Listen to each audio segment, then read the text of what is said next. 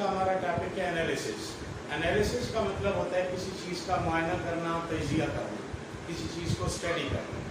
तो एनालिसिस में हम दो तरह की एनालिसिस करते हैं, एक होती है क्वालिटेटिव एनालिसिस और दूसरी है क्वांटिटेटिव एनालिसिस।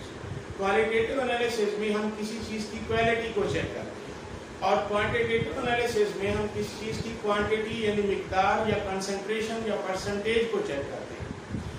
अब सपोज करें आप एक जूस परचेज करते हैं टेट्रा पैक में, उस टेट्रा पैक के ऊपर जूस के कुछ इंग्रेडिएंट्स लिखे होते हैं कि इसमें कार्बोहाइड्रेट्स हैं, वाटर हैं, मिनरल्स हैं, विटामिन्स हैं, फला चीज़ें लिखी हुई होती हैं। तो ये जो इंग्रेडिएंट्स के नाम लिखे होते हैं कि फला इंग्रेडिएंट्स इस जूस के अंदर मौजूद हैं, वो दरअसल उस जूस की क्वालिटेटिव एनालिसिस होती है। इसी तरह से इन इंग्रेडिएंट्स के आगे कुछ मैथ्स लिखा होता है ग्रामों और मिलीग्राम में। अब ये जो ग्राम और मिलीग्राम लिखे होते हैं ये दरअसल क्वांटिटीज लिखी हुई है, तो ये उस जूस की क्वांटिटेटिव एनालिसिस है। अब आते हैं हम अपने कंपाउंड्स के बारे में, केमिकल कंपाउंड्स की बात करते हैं कि अगर आप किसी कंपाउंड को स्टडी करते हैं और कहते हैं कि this compound contains carbon, hydrogen and oxygen, कि इस कंपाउंड में कार्बन, हाइड्रोजन और ऑक्सीजन मौजूद है, तो आप दरअसल क्या कर रहे हैं, ये क्वालिटेटिव एनालिसिस कर रहे हैं। आप उस कंपाउंड की क्वालिटी बता रहे हैं कि इस कंपाउंड की क्वालिटी है कि इसमें कार्बन है, हाइड्रोजन है और ऑक्सीजन पाए जाते हैं।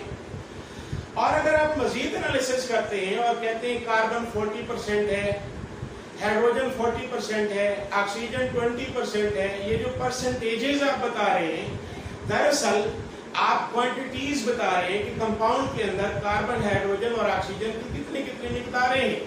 तो ये जो मिकदारें आप बता रहे हैं, ये परसेंटेज बता रहे हैं, ये दरअसल क्या है, क्वांटिटेटिव एनालिसिस है। तो अब सबसे पहले हम क्वालिटेटिव एनालिसिस की बात करेंगे। इसको हम डिफाइन किस तरह से करेंगे? Qualitative analysis, detection of elements in a compound is called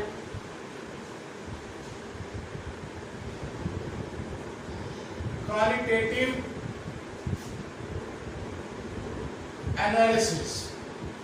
कि किसी कंपाउंड में मौजूद एलिमेंट्स को मालूम करना, उनको डिटेक्ट करना, ये क्वालिटेटिव एनालिसिस कहलाता है। इसी तरह से दूसरी चीज क्या है, क्वांटिटेटिव एनालिसिस। अब जैसे कि मैं आपको बता चुका, क्वांटिटेटिव एनालिसिस में हम क्वांटिटीज या परसेंटेजेस कैलकुलेट करते हैं। तो इसको हम इस तरह से डिफाइन करेंगे,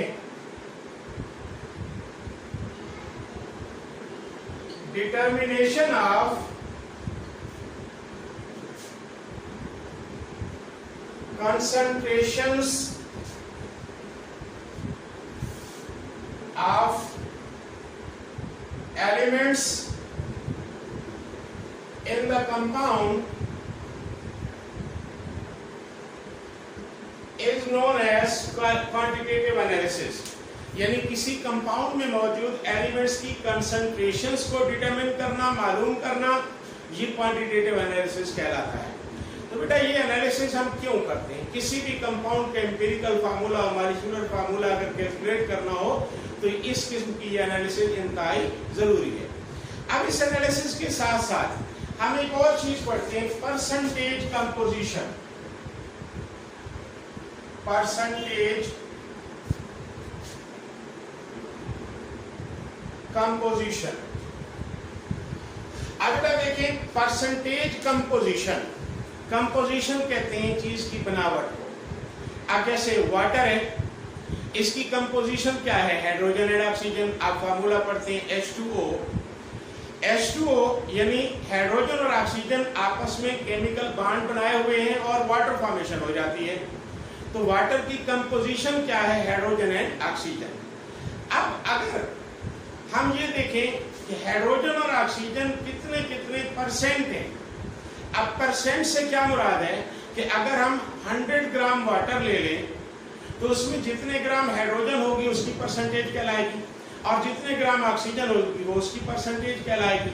तो परसेंटेज कंपोजिशन कहते हैं number of grams of elements in 100 grams of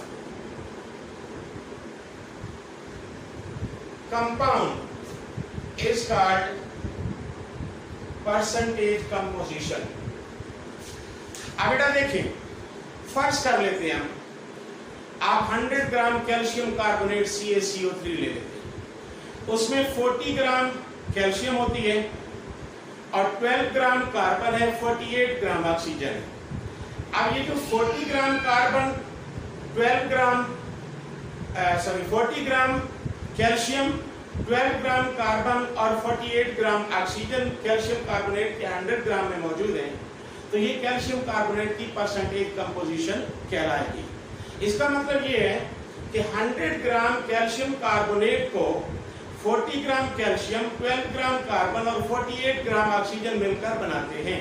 तो किसी भी कंपाउंड के 100 ग्राम में जो एलिमेंट्स के नंबर ऑफ ग्राम्स होते हैं, उन नंबर ऑफ ग्राम्स को हम परसेंटेज कंपोजिशन ऑफ एलिमेंट कहते हैं। अब ये कैसे फाइंड की जाती है? देखिए, percentage composition is equal to mass of element in gram over mass of compound in gram multiplied by 100। अब ये फार्मूला हम उस वक्त अप्लाई करेंगे जब हमें एलिमेंट का मैस दिया गया हो, कंपाउंड का मैस दिया गया हो, तो हम mass of element divided by mass of compound करेंगे और उसे मल्टीप्लाई करेंगे 100 से, तो ये हमें उस एलिमेंट की परसेंटेज मिल जाएगी। अब अगर हमें एलिमेंट की मैस ना दिया गया हो, जैसे आपको कह दिया जाता है कि find out percentage of nitrogen in urea, कि यूरिया में नाइट्रोजन की परसेंटेज फाइंड कीजिए, तब हम क्या करेंगे? अब ना नाइट्रोजन का मैस बताया गया, ना यूरिया का मैस बताया गया, तब हम इस तरह करेंगे। फर्स्ट करें, क्वेश्चन आ गया कि percentage of nitrogen in urea is equal to what. ये अगर शॉर्ट क्वेश्चन आ गया कि परसेंटेज ऑफ नाइट्रोजन यूरिया में फाइंड कीजिए, तो आप लिखेंगे molar mass of urea NH2 twice CO। अब बेटा देखें, NH2 ट्वाइस CO या NH2CO NH2 यूरिया का फार्मूला है। नाइट्रोजन का एटॉमिक मास है 14, बार 2 से मल्टीप्लाई हो रहा है, 14 मल्टीप्लाई बाय 2, 28 ग्राम नाइट्रोजन हो गई। हाइड्रोजन कितने देखें, 4 ग्राम हाइड्रोजन हो गई, प्लस कार्बन 12 ग्राम, ऑक्सीजन 16 ग्राम, टोटल हो गया 60 ग्राम पर मोल। 60 ग्राम पर मोल, ये इसका मोलर मास हो गया। अब बेटा देखें, परसेंटेज ऑफ नाइट्रोजन, इसका फार्मूला हम यूज करेंगे, mass of nitrogen in urea divided by molar mass of NH2 twice CO urea multiplied by 100। अब बेटा देखिए, परसेंटेज ऑफ नाइट्रोजन क्या है कि मास ऑफ यूरिया कितना है, मास ऑफ नाइट्रोजन 28 ग्राम है, 28 divided by molar mass of urea कितना है 60 मल्टीप्लाइड बाय 100, ये 46% आपके पास आंसर आ जाता है। तो ये percentage of nitrogen in urea, percentage of nitrogen in urea. अब देखें, किसी भी कंपाउंड में मौजूद किसी भी एलिमेंट की परसेंटेज फाइंड करनी हो, तो हम फार्मूला यूज करेंगे, mass of element in compound over molar mass of compound multiplied by 100। तो आप इस फार्मूले में वैल्यूज पुट करेंगे, मल्टीप्लाई डिवाइड करेंगे, आपके पास एलिमेंट की परसेंटेज आ जाएगी। इसके बाद हम बात करते हैं इंपीरिकल फार्मूला। Empirical formula. अब देखिए हम पढ़ते हैं केमिकल फार्मूला। केमिकल फार्मूला क्या होता है? सिंबॉलिकल रिप्रेजेंटेशन ऑफ एलिमेंट्स और compounds is called chemical formula. यानी एलिमेंट्स और कंपाउंड्स को सिंबल्स या अलामात की मदद से जाहिर करना केमिकल फार्मूला कहलाता है। तो ये आपने पहले केमिकल फार्मूला पढ़ा। तो केमिकल फार्मूला की टू टाइप्स हैं, एक है इंपेरिकल फार्मूला, दूसरा है मॉलिक्यूलर फार्मूला। तो पहले हम इंपेरिकल फार्मूला स्टार्ट कर रहे हैं। Empirical formula, the chemical formula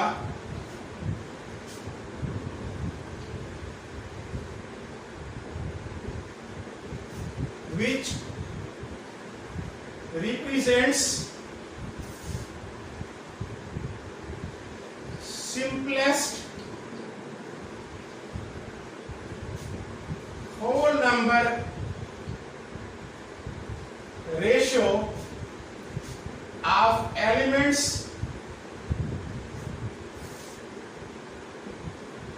in the compound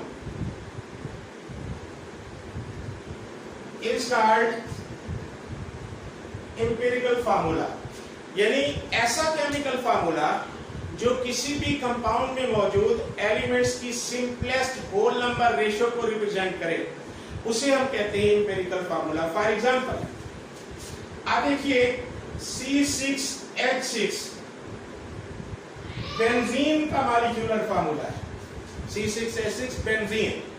अब इसमें 6 कार्बन है और 6 हाइड्रोजन है, यानी 6:6। अब सिंपलेस्ट रेशियो क्या बनेगी? 1:1, यानी carbon 1 hydrogen 1। CH is the empirical formula of benzene.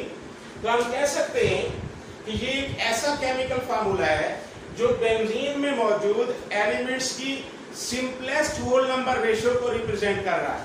उसे हम क्या कह रहे हैं? Empirical formula. फॉर एग्जांपल आप देखिए C6H12O6 ग्लूकोज और फ्रक्टोज। इसमें कार्बन 6 हैं, हाइड्रोजन 12 हैं, ऑक्सीजन 6, यानी 6:12:6 ये रेशियो पाई जाती है कार्बन हाइड्रोजन ऑक्सीजन में। अब अगर इस रेशियो को सिंपलेस्ट बनाया जाए तो 1:1 रेशियो बनती है, यानी CH2O। CH2O is the empirical formula of glucose और फ्रक्टोज।